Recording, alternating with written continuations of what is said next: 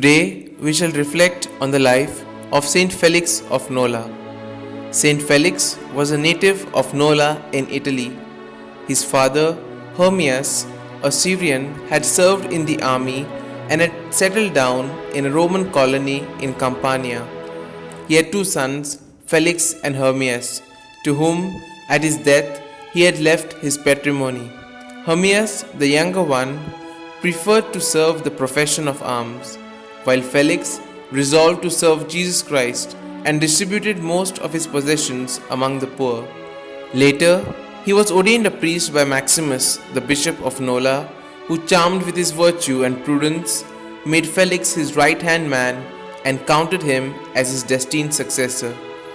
In the year 250, Bishop Maximus was forced to retire into the desert following the persecution begun by Emperor Decius, and Felix, who ran the errands in the absence of Maximus, was seized by the persecutors and was scourged and cast into a dungeon.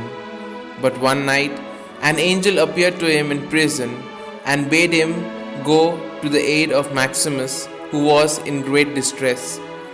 His chains had miraculously fallen off, and the door of the dungeon stood opened. He was conducted by the angel to where Maximus lay in hunger and cold, speechless and unconscious.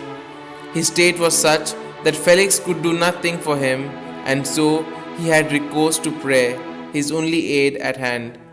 While at prayer, he found before him a bunch of grapes.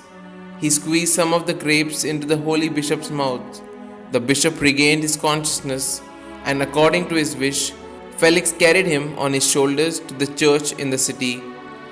Till the death of Decius, Felix remained undercover, but when he reappeared, people had difficulty recognizing him.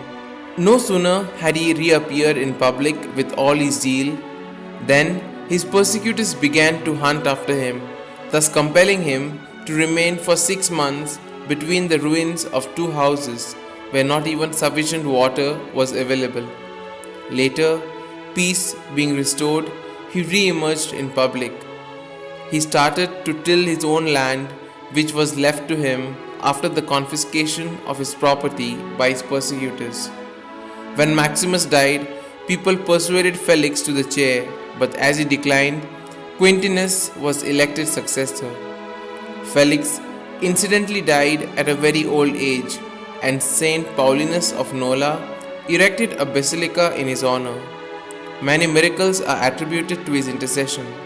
Saint Felix is invoked in finding lost articles and also as the avenger of perjury.